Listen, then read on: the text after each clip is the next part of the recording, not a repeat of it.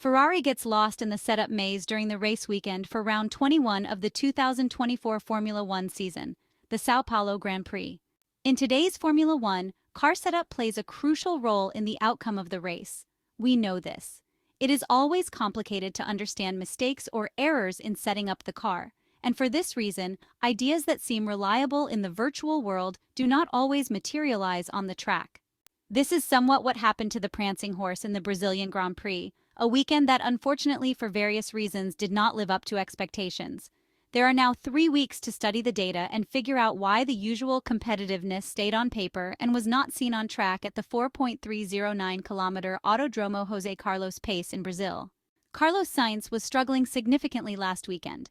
Unlike his Maranello teammate, the Spanish driver couldn't get a feel for a challenging SF24 car. His feeling was very poor and he didn't hide it. Since the start of the 2024 Formula One season, the Spaniard has consistently struggled in wet track conditions. Charles Leclerc also suffered greatly, as he openly admitted over the radio at the end of the race. However, in his case, the result does not thrill, but at least limits the damage. Keeping the two McLaren cars behind was clearly not a given, and managing to do so keeps the fight in the Constructors' Championship alive with 3 races and 1 sprint race remaining. After the delay due to Lance Stroll being stuck in gravel in Turn 4, rain began to arrive in the 3rd sector during the first stint of the race. Teams in general expected an increase in rain as a separate phase, lasting only a few minutes. It was estimated to be a 3 out of 10 in intensity. Over the first 20 laps, the intensity then decreased, reaching level 1. The key for everyone was to warm up the tires quickly, which still took around 2 to 3 laps. Once activated, Ferrari realized it was faster than Esteban Ocon and Yuki Tsunoda. However, it was challenging to get close enough to overtake on track, as the turbulent air from the cars made overtaking extremely difficult.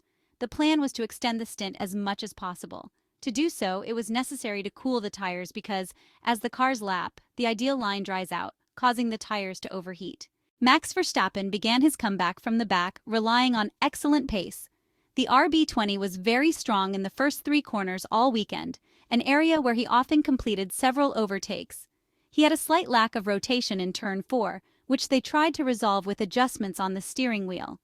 At McLaren, much attention was given to cooling the tires, especially the front right and rear tires. They were asked to manage the compounds, particularly in Turn 11. Lando Norris complained about being too slow on the straights compared to George Russell's Mercedes W15. The British Mercedes driver, after taking the lead, tried to build a safety gap over Lando Norris but could not do so. The MCL38 car had more pace but remained stuck behind, struggling to overtake on track. The first of the leading drivers to pit was Charles Leclerc, who personally made the decision to change tires. At that point, Ferrari was expecting a rain shower in about 6 minutes. The idea was to wait to avoid another stop in case it rained enough to require full wets. Lando Norris also requested to pit for a new intermediate in preparation for the new downpour. The British driver wanted fresh tires to face it. However, the McLaren box told him it did not make sense and that the tire would last. Shortly after, the rain intensity increased, causing Nico Hülkenberg to temporarily stop on track. Charles Leclerc was unlucky, but could and should have waited, as he could have taken advantage of the virtual safety car triggered by the Haas. When George Russell and Lando Norris entered, the Haas driver resumed, and the virtuous safety car period ended. Overall, Charles Leclerc lost race time against Oscar Piastri and Yuki Tsunoda. Fortunately, no one mounted the extreme wet tires, as that would have forced him into a second stop and cost him more time.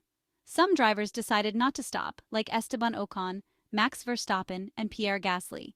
These 3 drivers found themselves leading the pack. At that time, however, their tires were too worn to handle the track conditions. Luckily for them, the race was put under safety car due to low visibility, and Franco Colapinto's crash into the barriers in the Williams led to a red flag, a key moment in this Grand Prix. The 3 drivers were able to change their tires during the red flag, gaining a massive advantage with a free pit stop. Ferrari therefore made one of the most peculiar tactical calls in the Brazilian Grand Prix, and it did not pay off for Charles Leclerc. On a day of dire weather conditions, most teams held off changing tires until they could do so with either minimal time loss under a virtual safety car or safety car period, or no time loss under a red flag. Ferrari, however, brought Charles Leclerc in during green flag running, the costliest way to change tires. Why did they do this? Charles Leclerc was running fifth at the time, keeping Max Verstappen at sword's length. Perhaps Ferrari assumed Red Bull would soon bring their driver in to undercut them by getting him onto fresh rubber sooner. But any advantage they hoped to gain vanished when Charles Leclerc became stuck behind Oliver Bearman and Lewis Hamilton. Clearly, Ferrari either expected to get him out ahead of them, or their performance advantage would be great enough for him to sweep by.